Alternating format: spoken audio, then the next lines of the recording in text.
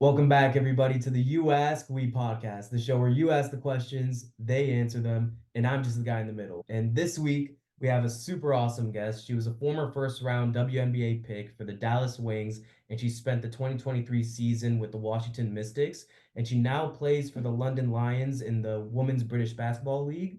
She's a former Ivy League Player of the Year, an All American, and just a straight up bucket. I got to be honest with you guys. So, ladies and gentlemen, Abby Meyers, how's it going? Hey, thanks for having me. Everything's going super well.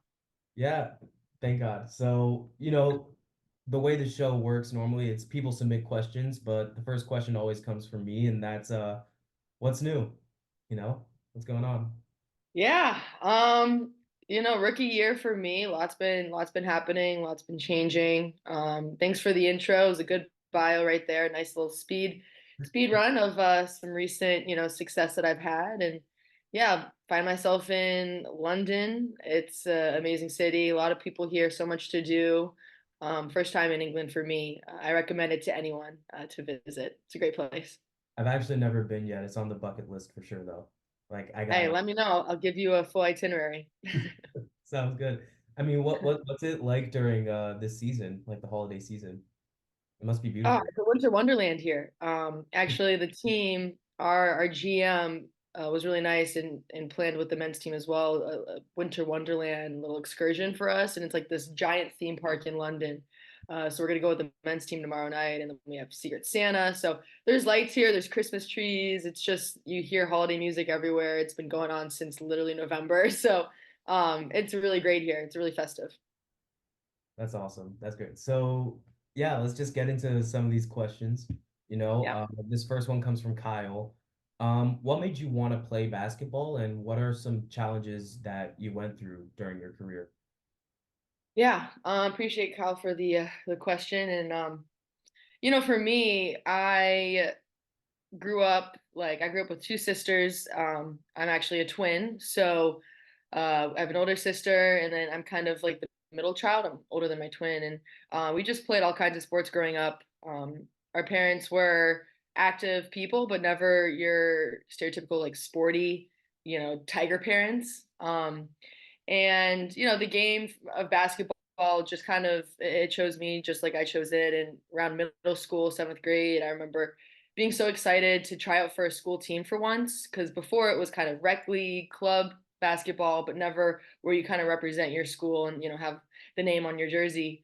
And I just kind of fell in love with it. I would always play outside with my sisters, 1v1v1. I was always like that really competitive sister. I always say they love to learn, I love to win. That's kind of the difference between me and them. And yeah, the game's just been giving me so much. It gives me purpose, and I'm super passionate about it. And I just find that I get challenged every day. I experience all the emotions with it, just like anyone else in their own hobbies and jobs. I experience the highs, the lows, and it's really an addiction at the end of the day. And to say that it's my job full time now is just a dream come true.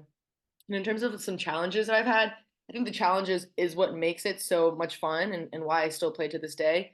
You have setbacks in sports, whether it be injuries. COVID was definitely a setback year where I was told not to play competitively for an entire year and I would just train.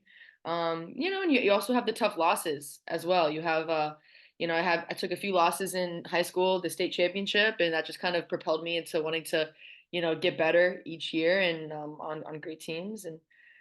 But yeah, I would say the biggest challenge I've had was, injury. You Yeah. always are fearful as an athlete of injuries, and you never want them to happen to you. But when you have to embrace them, right, and kind of find new ways around, around playing basketball. You have to find new things that give you joy, new hobbies while you're trying to recover and just by cheering your teammates on at the end of the day. It's like what type of injuries did you have to go through? Yeah. Yeah, I mean, there's such a momentum shifter.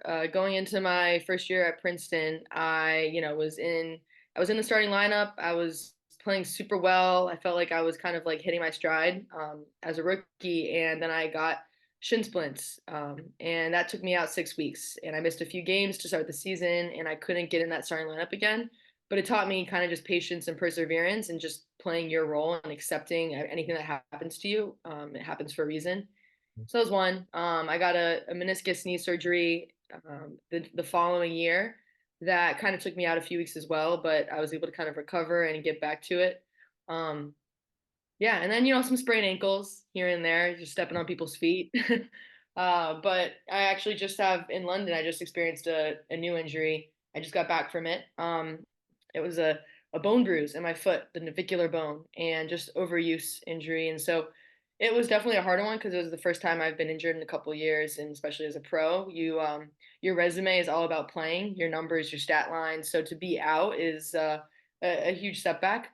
But again, patience and perseverance as an athlete, I think it's a challenge that I've accepted, and now I'm coming back, I'm playing, and I'm feeling better and better each day. That's awesome. I mean, are those injuries that you suffered in Princeton, was that why you transferred to Maryland for your senior year? No, it's a long story, but at the end of the day, as an Ivy League player, my junior year, I was enrolled, um, and they canceled the sporting season for all athletes due to COVID, whereas everyone else in the country, all other Division 1 leagues were able to play. So my junior year, I didn't play that year, meaning I got an extra one. So returning to my senior year, I played, but Ivy League, Princeton, they don't accept fifth year players or graduate students. Um, and so I was really forced to transfer. So I put my name in the transfer portal. One of the first teams I heard from was my hometown team, Maryland Terps, and Brenda Fries. So it was really just at the end of the day, right? Everything happens for a reason. In hindsight, it can seem really, really bad and just frustrating. And it's like, why me? Why me? But it all worked out, and Maryland was the best next place that I could have gone to after Princeton. Yeah. And I mean, it's awesome you have that good outlook about it because it's like it's better to stay positive about misfortunes and stuff like that because it'll all get better eventually, you know. So Right. I hope. And at the end of the day, like people still beat themselves up. I beat myself up in the present moment. Like, why is this happening? I still get frustrated with injuries. I still have my moments where I'm super low. But now, like, a couple months after, a couple years after, I can always look back and appreciate, what happened to me and what happened to other people as well. But yeah, it's just again, it's a learning experience and you only get that wisdom after it really happens. Yeah. So this next question comes from Bailey. What do you think is one thing that women's basketball needs to change to make themselves more mainstream? Like in Yeah, your, I think there's some really good questions, that are in the world of like women's basketball, like how can you get more mainstream, equal pay, that kind of thing. But in terms of this question in particular, I think it's important to say like first and foremost that women's basketball is already making themselves mainstream. We've seen an increase in marketing, investments, sponsorship opportunities at the collegiate and also the professional level. And it's just like exponentially increased over the past couple of years, or at least the time that I've been in college now. You're seeing increased representation among women's basketball players in all different platforms and social media. You're seeing them in advertisements like commercials. State Farm has hosted many like WNBA players like Arike Gumuwale, Sue Bird alongside like Steph Curry and other athletes. So I think the mainstream, like we're in the conversation, the investments are there. And it's also important to know that like the WNBA is new. The NBA was founded in I think 1946, and 50 years later the WNBA was founded in 96. So we're 50 years like behind the NBA, yet we're already seeing this like extreme growth in just the opportunities for the WNBA and in the in mainstream media and all of that. So I think if there's one thing to really like improve and help with the growth of the WNBA and making it more mainstream, it's really just like where the money is, and that's in broadcast, radio channels, increased viewership opportunities on like ESPN, and just increased exposure. At the end of the day, that's where the money is, and that's where the investments are going to be for getting WNBA players the financial resources they need to have a career, have a long career, and a successful one. Mhm. I couldn't agree more. It's like I said this a lot too, like a few times, like when I would talk about this stuff, because it's like the NBA itself, when it was like going through the 50s and 60s and stuff like that, after the 60s and 70s, it was in jeopardy of like not existing anymore because there was like a strong lack of viewership at that time. And then Magic and Bird came around, and then that's when the NBA started being much, much more popular. So it's Right. like, yeah, the NBA is like super old, but even the NBA itself, like during those earlier stages of its existence, like it was in jeopardy of like, loss of viewership and stuff like that. But it's like the game evolves always. It does. And it's like you even see it in the women's league, like when the WNBA was first founded in the 90s, like I would say that the WNBA today is much better than it was back then because the Oh game yeah. as a whole, you know? So Yeah. that I also fully believe like Caitlin Clark and Angel Reese. I feel like they could be like the Magic and Bird for the WNBA.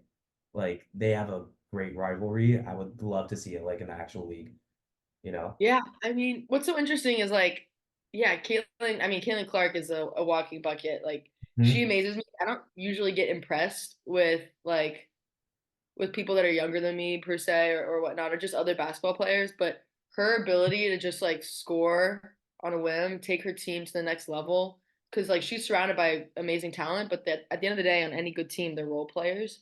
And she's just, yeah, she's got that winning mentality and has like no conscience whatsoever. She's gonna shoot that ball as many times as it takes. Like, and then Angel, of course, like actually she was at Maryland and transferred to LSU. Um, but yeah, she's also a fighter. And they've really helped women's college basketball just be like taken to a whole nother level with viewership and that kind of thing. And I really am excited to watch where they go this season. And the March Madness is just an exciting time. So Mhm. yeah, I'm excited to see. But they're making a lot of money at the collegiate level to the point where it's like they don't even need to go to the draft next year. They can take their extra year, make more money at the college level, increase that rivalry. And I Um, was looking nice for them right now. yeah, Was looking right. very nice for them. Yeah, and also like the whole thing with me when it comes to like basketball, like something I love the most when it comes to the game is the trash talk. So Oh seeing yeah. the whole like saga with both of them going like that to each other, I loved it. I was such a big fan. I know. It's amazing. They've really created a lot of good just trends and memes like Angel with the ring and of Yeah. course like do you know the story behind like Caitlyn like this? Because like Like I don't know the full story 100%. Like I know like that's the John Cena thing, but it's like yeah, like she did it to like a completely different team, I thought. yeah, she did it to I think in Louisville to Haley Van Lith, but like she didn't do it to Haley Van Lith. She was actually directing it at her trainer on the sideline, like Oh, something what like I couldn't see or something like that. And like I think they took it as in it was like a to Haley Van Lith, like, Oh, like wow. yeah, So so it wasn't even they intended for totally the trash talk. misconstrued it. That's Yeah, crazy. I That's know. But hey, at the end of the day, like people see what they want to see, right? it's like, I've actually heard a rumor, like, please feel free to disprove me on this if I'm like totally wrong, but is women's trash talk like insane compared to like men's trash talk? Because I've heard it was like wild. I mean, at Princeton, I wasn't around a lot of trash talk. I'll say that. Everyone was kind of just like, let the play do the talking. When I got to Maryland, Diamond Miller, Cheyenne Sellers, like some teammates of mine who are, Diamond, she went number 2 in the draft, was my year. And then Cheyenne Sellers, she's a junior, but she's going to definitely be like first round pick in the next couple of years. But they knew how to trash talk. And their play backed them up. Mhm. Diamond, like a lot of times, she would just be like, "You can't guard me." She'd score. She'd get up in your face and be like, "And one." She didn't care who was there. Like she was ruthless. And they taught me a little bit. They taught me a little bit how to trash talk. But I would say like in the women's game, yeah, like it can get bad. But I've also played pickup with guys. I've been around guys, and um, like yeah, they're also ruthless. Yeah. And for me, like I don't trash talk because I just like if someone were to respond to me, I wouldn't know how to defend myself. So I kind of just like, be quiet and let the play do the talking. But I've been around my fair share. I would say it's even on both sides, but it really depends on your person. It's really, yeah, it depends on the person that you're speaking to. It's like I went to a WNBA game one time with a friend. It was the Liberty versus Phoenix Mercury, and Okay. it's like no, like number 9 Cunningham. I forgot her first name, and I'm so Oh sorry. yeah. It's like she's probably my favorite player that I've ever seen from the WNBA because I love like with the NBA, it's like I love more the players that like will give you like 10 points a game, but they're the most stylish 10 points that you'll see the whole game. Dylan Like Brooks. Smith, Iman Shumpert. And like when I saw that game, I was just like, she's that type of player. I love it. Like she hit like two threes that were like heavily contested, like hand in her face and everything. And then she got like an and one layup and she hit the other player with the and one. Yeah. I Oh, the was like, ponytail. this is my favorite player ever. Like that is wow. Oh, I see, love I it. love that. I love that. You Mhm. go to a game and then you kind of just like Like find fire. like your new favorite player and just get involved with the game. Yeah, Cunningham, she went to Missouri. She was always, I don't know her personally. I'm currently playing with a teammate, Megan Gustafson, who she's plays for the Phoenix Mercury, so that's her teammate. Yeah, and there's those players that are just not liked in the league by players, but also just like outside, and Cunningham is one of them. I don't know why. I think it's more just like she plays like stereotypically dirty. And I'm not trying to like spread bad stuff. I'm just kind of echoing the sentiment. Like she just is a dirty player. She trash talks. She's kind of like a bully. But every team needs that, right? Like, every team has it. You have Dylan Brooks for the Rockets. You have like a little bit of Marcus Smart when he once was with the Celtics. You have Patrick Beverly, right? Like everyone has that like gritty player that just gets under people's skin on the other team. And yeah, Cunningham's definitely one of those. Yeah. Being a Rockets fan, please don't remind me that Dylan Brooks is on my team now. I can't stand it. It's so sad. Like you gave him Well, $1 million to hoop. Like, oh, yeah. it's- Well, hey, he came out of nowhere though. yeah, that is true. Like he's doing much better now, which is like really surprising, but we'll take it. He's their best defender. Yeah, true. So Mhm. yeah, speaking of role models in ball and like our favorite players and stuff like that, Christina asked, who are your role models when it comes to basketball or just in general? Yeah. I would say in basketball, I would say I would give you one role model that I had, but nobody's gonna know who she is. And her name's Maggie Lucas. Maggie, if you're watching this, I actually what's so cool, like later in the years, like last year actually, I was able to kind of get in contact with her. Um, and just to like be able to speak to your role model is like, even though no matter what level you're at, how much success you have, to speak to someone who you grew up watching and idolizing just like literally makes you speechless. But Maggie Lucas, she played women's college basketball at Penn State, is like by far like the all-time three-point leading scorer there. She was drafted by Indiana Fever. One of my first WNBA games, I think my first actually, I went to see Indiana Fever versus the Mystics solely just to see Maggie Lucas, who I don't even think really played that game because she was like a rookie, but I was just still like mesmerized. Um, and she kind of just like helped spur like a collegiate basketball passion. I never really watched college basketball before her, before knowing her. So she made me fall in love with the game. I loved her passion, her drive. I saw a lot of myself in her. But like more familiar name, Sue Bird is by far like all-time biggest role model, just a Jewish basketball player, like changed the women's game, is a just a leader in her own right, and obviously like power couple with Megan Rapinoe. I mean, it doesn't get better than that. And another one is that's not basketball related. I would say like are my parents. They were never like the Tiger parents, as I said, but they always taught me what hard work means. They taught me what, just true values, being your authentic self, and just working hard. Yeah, what that really means. And I think I really appreciate that. And they just taught me a lot that I've been able to implement into my daily life and into my job today. Speaking of Sue Bird being Jewish and all, which is really cool. Yeah. This question actually comes from Ofek. When are you bringing that talent to the Holy Land? That's what he said. His word. Oh, my God. You had him on here actually, like a few months Yeah, ago, he right? was the season finale for season one. Right, right. Yeah, no, I was able to watch that one. Yeah, Ofek's a good guy. We actually met during the Maccabiah Jewish Games, in 2020. Oh my God, 2022. Yeah. I think it could be in the future. I really want to.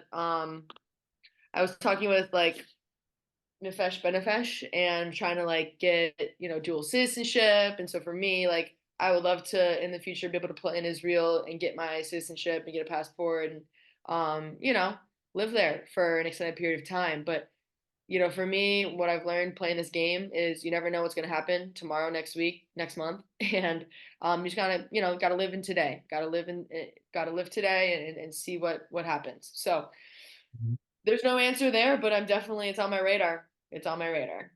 Yeah, and it's like it's also really dope because it's like we've been saying how like the game evolves as a whole. Like it evolved for the men, it evolves for the women. It really evolves for Jews too, because it's like we're in a day and age nowadays where we've never seen Jewish hoopers as good as they are today.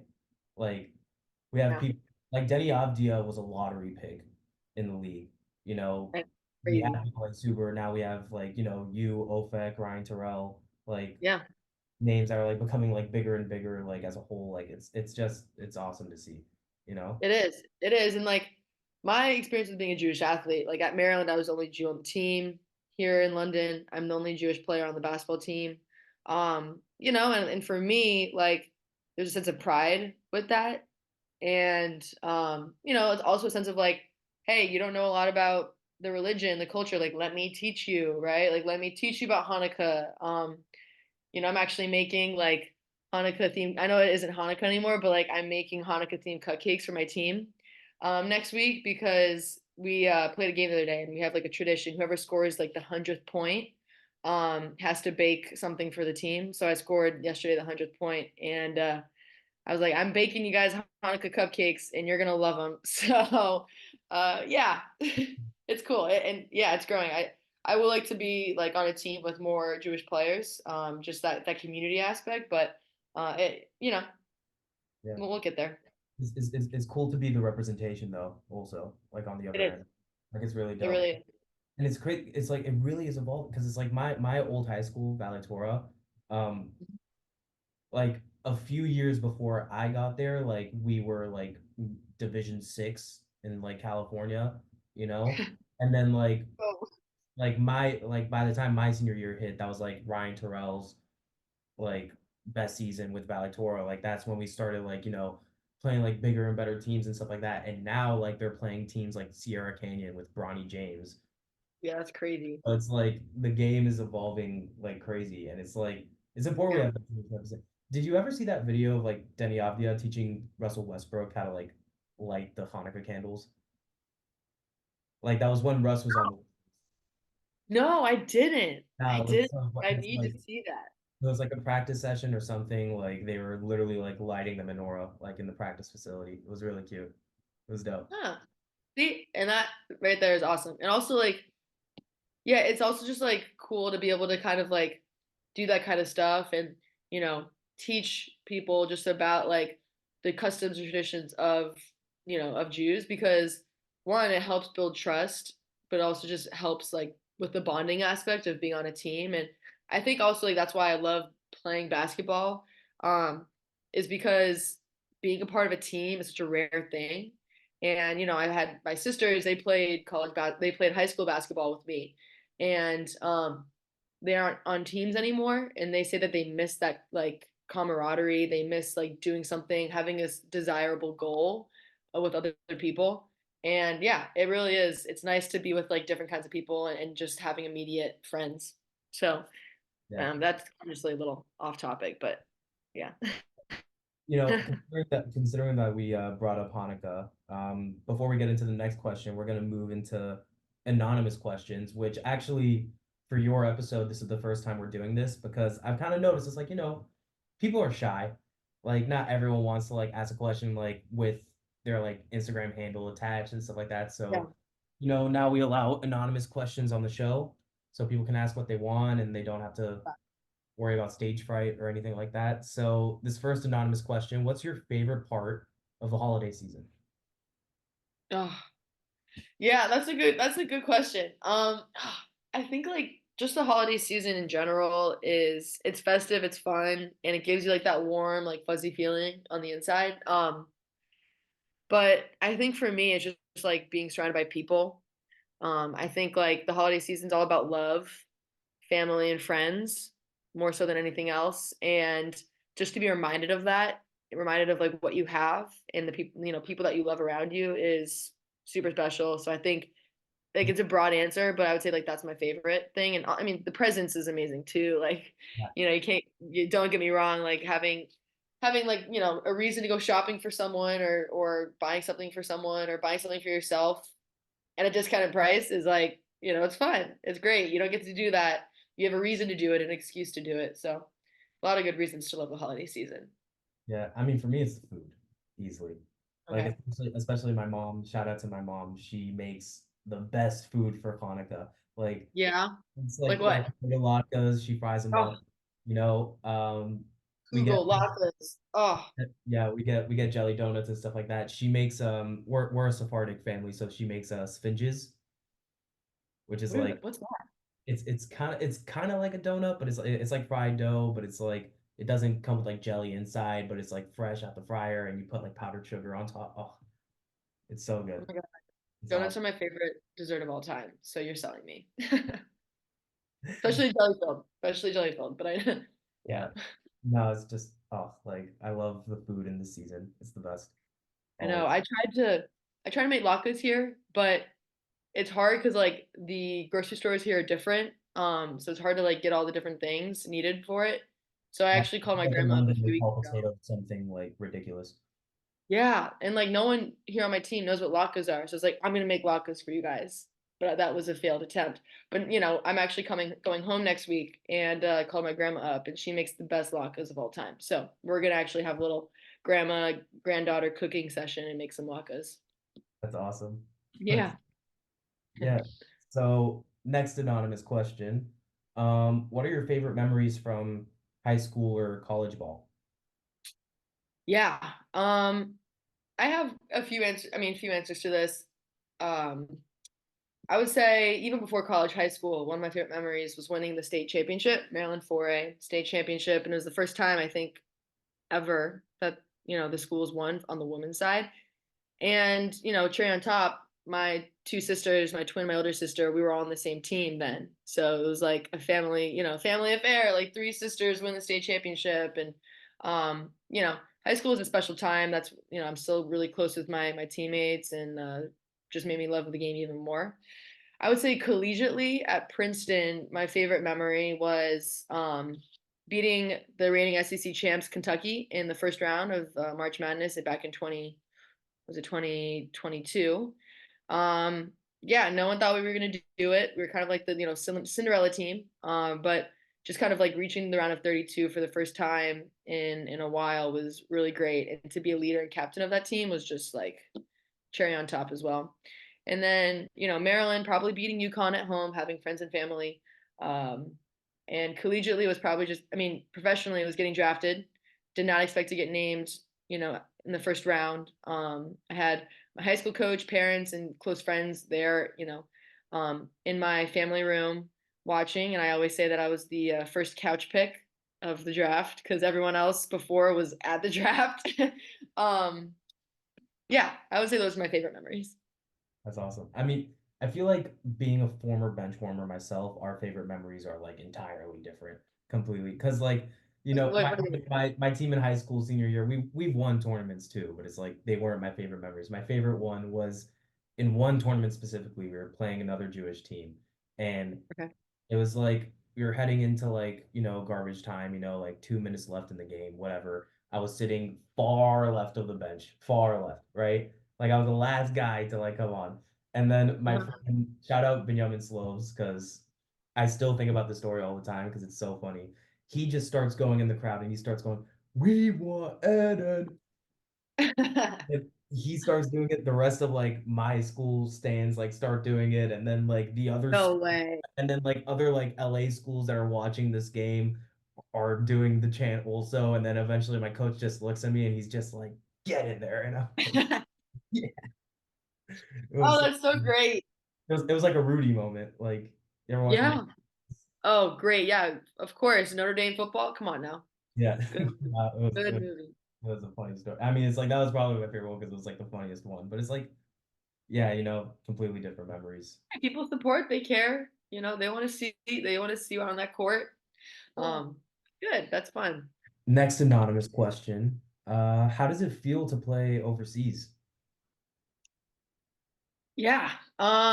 It's been a whirlwind of an experience. Like I've learned so much and it's only been like a couple months living here.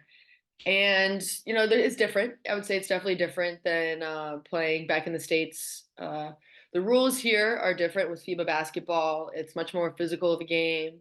Um, and you're playing alongside people that don't really speak English. Like we were in Bursa, Turkey last week, believe it or not. And so they were speaking Turkish and I just had no idea what they were saying, which was, it was great.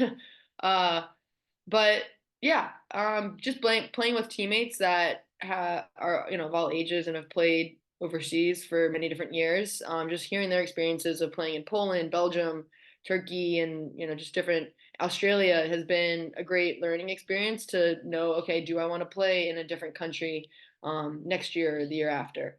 But yeah, obviously with the States, the resources and at the collegiate level, you had like four, they're called, what are they called? Normatec boots, like compression boots. You had an ice bath available at all times. But here you kind of need to invest in yourself a little bit more. So, the first time I bought like Normatec boots that I could just put on the road, they help with like leg recovery. And I have like 5 giant bottles filled like in the freezer right now that I just put into a bath and make an ice bath. Like you kind of just have to be creative with your rehab here overseas. But so far, I'm loving it, and I haven't had the homesickness bug yet. But we'll see if that comes. No. And I mean, what would you say is the difference between the game like where you're playing it versus like the US? Yeah, I mean, there's so much talent overseas. Right now, I'm in. You play domestically, so to make an analogy, like the Ivy League is a conference, right? And you play the 7 teams in that conference. Same thing with the Big Ten. Here in London, in England, we have the WBBL, the Women's British Basketball League. That's a domestic conference. You play those games. There's like 24. Oh no, there's like I don't know how many games there are, but there's a lot of games in the year. And then in between those games, you have the Euro Cup. So Euro Cup is kind of like out of season conference where we Mhm. play teams within the Euro Cup. So that's why we are playing in Turkey. That's why I've gone to, Poland, Belgium to play. That's why I've been in Portugal because there's teams in the Euro Cup that are on this that all over Europe. Yeah. So I'd say like the rules, the just like the scheduling is different in terms of the skill. It ranges. London, England. It's basketball is the second sport. Obviously, football is the first. So it's growing. The game's growing. We have a lot of talent on this team, but regards to the entire domestic league, it's not where it needs to be. Like I think we set the record last week of the biggest win differential ever in British basketball men's or women's history. We beat a team 140 to like 40 something. That's Um, yeah. rough. So the game's growing here in London, but you'll see like just there's different countries that have better basketball, right? You have Turkey, which is technically like that's where the most money is. You have Hungary, that's like the second best. You have Spain, France. Those are where the really good basketball players go. Um, so yeah, and then obviously the USA, like there's just a lot more money in there. There's more investments. It's Mhm. closer to home, but at the end of the day, it's a game, and you play it the same way Yeah, to also, win. also if a basketball team in America scored 40 points, no one would shut up about it ever. Like That's for right. Nobody would. Nobody would. Nobody would shut up about it. Twitter's a monster sometimes. Like they're mean. They're mean people. Like, Hey, did you see how they got Zion on? no. Like it's like something happened with Zion. It's like someone photoshopped like Zion like commenting on Kendall Jenner's post, but it like completely wasn't real. And Okay. like Oh, it was like Kendall Jenner like it was all Photoshop. It wasn't real, but it was like Kendall Jenner like posted a picture. She didn't actually. And like the caption was like chocolate, like the chocolate emoji. And then they just photoshopped a picture of Zion Williamson like commenting, I like chocolate. And then everyone's just going, oh, of course you do. Like oh my gosh. I know it's brutal. It's not even brutal. real. No one he It's didn't not. do it. It's People nuts. get creative. People get creative. That's what social media does. though. Like I live on social media because it's part of the job too. Like I have to make my brand. Yeah. Um, but I haven't come across anyone saying anything, knock on wood, bad about me or done anything. So Yeah. feel bad for Zion, but he probably just ignores it. He gets a lot of love as is. Like he deals with too much as is like real stuff, let alone anything that's like photoshopped. But But he's got a support system, and that's all that matters. Yeah. Mhm. That's true. I Yeah. mean, I gotta be honest, like working in social media, especially with all this, I'm kind of waiting for trolls to come around. I'm excited for it. Because like I that's hope not. I I mean hope I mean that's how you know you kind of made it, you know? that's true. Like That's true. You get if you get have people jealous. hating, like people are still talking about you. So it's like it's cool. Like that's what I'm waiting for. Like because right now most of the comments I get on TikToks are like spam bots Really? Oh. that are like, oh, if you want to grow your page, like yeah, but not through you. Like it's like Hey, gotta start somewhere. Gotta start somewhere. I ah, love what you do though. Gotta start yeah, somewhere. exactly. So next anonymous question. Mhm. What would you say are your top three favorite songs for pregame hype? Yeah, it really changes. But right now, actually, one of my teammates, she's got a great playlist that she plays in the locker room before games. And one of the songs, it's an English song, that I've really gotten like become a fan of. It's called Sprinter by Central C. So That's do you know great. the song? Yeah. 100 Yeah. minutes. Don't Yeah, put yeah, that yeah, yeah, in yeah. TV. I don't know the words yet, but love that song. And then like a classic one that I'd probably listened to like, during playoffs last year at Maryland, even at Princeton, was All of the Lights by Kanye West. Mm. It just hits different, especially when you know the words. Yeah. And yeah, I would say like the last one is really whatever's on my like liked playlist at the time. But I'm a big fan of like EDM, pop. Yeah, that stuff really hits me. Like R&B is great, but I don't know, EDM and pop hold a special place in my heart. Yeah. I mean, especially for pregame, I don't think R&B hits as much as you would think. Like for Some pregame, people some people like it. Some people like it. I don't blame them. true. Like Dreams and Nightmares is a really good one. Played that one for the Elite Eight game for South Carolina at Maryland right before. Mhm.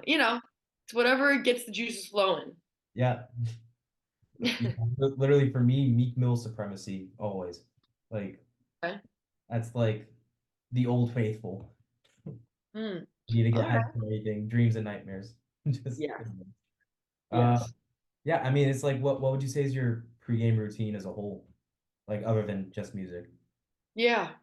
Pregame routine. I mean, if we're doing the day, like the whole day, I need to make sure that, around at shoot around, which is usually like morning. If we have an afternoon game, we get shots up in the morning.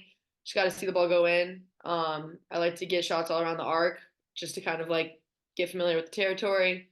Um, and I've started to do like visualization. I think that really helps. Just kind of seeing the ball go in, seeing, just like imagining myself in the moment before it happens to just like see how I react. I think for me as a professional athlete, just, the physical aspect of the game, it's just as, it's important, but I'd say like to really separate yourself from the good to the great, you have to really develop the mind, what's between the ears. And visualization for me is kind of like that step in the right direction of like how can I improve my mental like framework towards the game. I gotta take a nap. I have to take a nap before the game. Gotta make sure I get a good meal a few hours before, and then yeah, usually like I get an hour and a half before I get shots up on the court, get my ball handling, stretching, prehab stuff done, and yeah, listen to some good music, and then get out there. But it's all about developing like a routine that works for me, and so yeah, It sounds like a healthy routine too, so it's like awesome. That's great. yeah, yeah. I need to get it done, otherwise I don't feel prepared. Mhm. So this last anonymous question, uh, Hmm. what would you say to the people who don't think women hoopers deserve equal pay? Like, what would you say to those people? Yeah, I think I mean, that's a good question.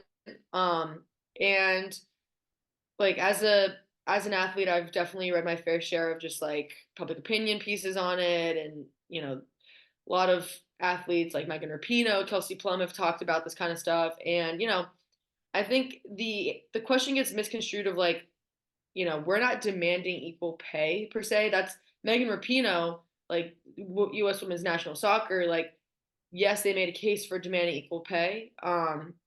But that's because like their team, at least since like the 2019 World Cup, 2015, they've been more successful than the men's U.S. women's. I mean, the U.S. national team.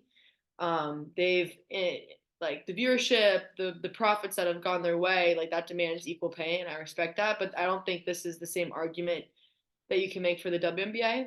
And I think like Kelsey Plum actually, I think it was this past year, she made a good argument about it, about like a revenue sharing model, and I just want to like echo that. And what it means is that WNBA players, they should just earn like a percentage of revenue that the WNBA earns. In the NBA, what that is like jersey sales, sponsorship deals, TV rights deals, that kind of money. Right now, WNBA is earning like 20% of revenue shares, whereas the NBA they earn 50% of revenue shares. So that's not to say like let's pay Kelsey Plum like $60 million because Luka Doncic is earning that. No, that we want Kelsey Plum and every other player to earn that percentage of revenue that the WNBA earns, just like the NBA players earn that percentage of revenue that the NBA earns.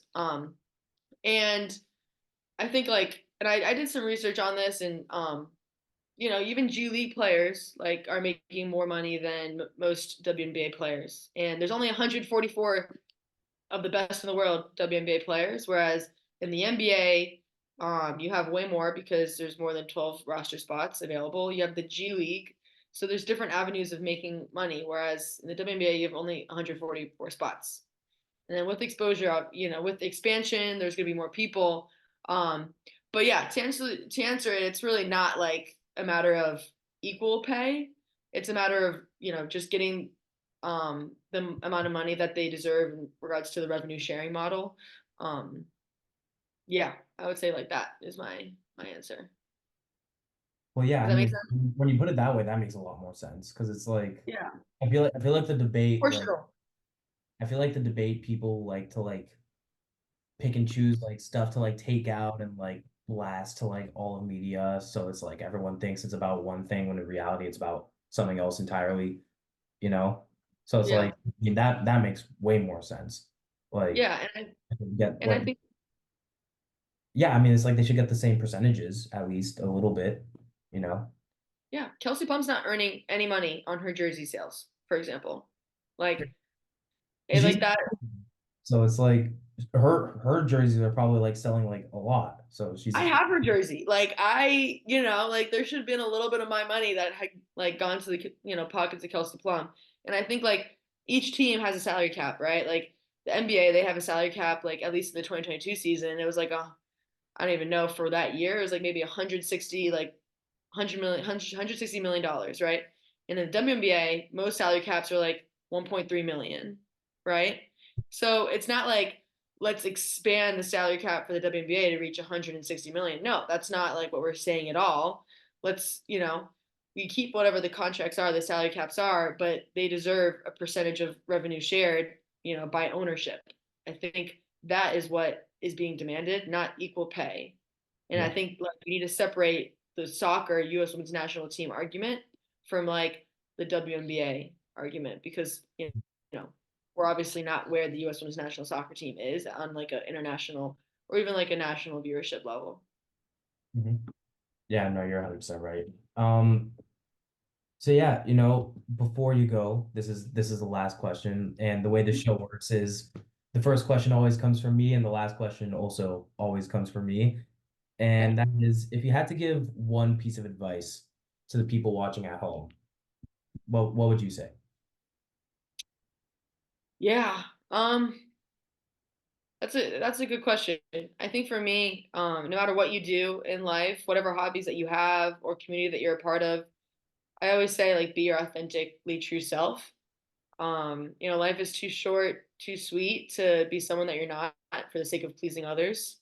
Mhm. And you'll find that the people that you deserve to be around, that you deserve to have in your corner, are going to love you for who you are deep down, who you truly are, not like who they want you to be. So, um, you know, just be your authentic self, be unapologetically yourself.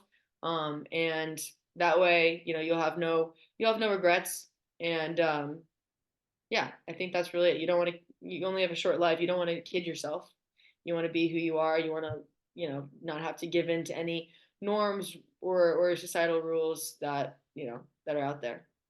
Ladies and gentlemen, be true to yourself. Abby, thank you so much for coming on. I really appreciate it. If you guys like this episode, make sure to like and subscribe.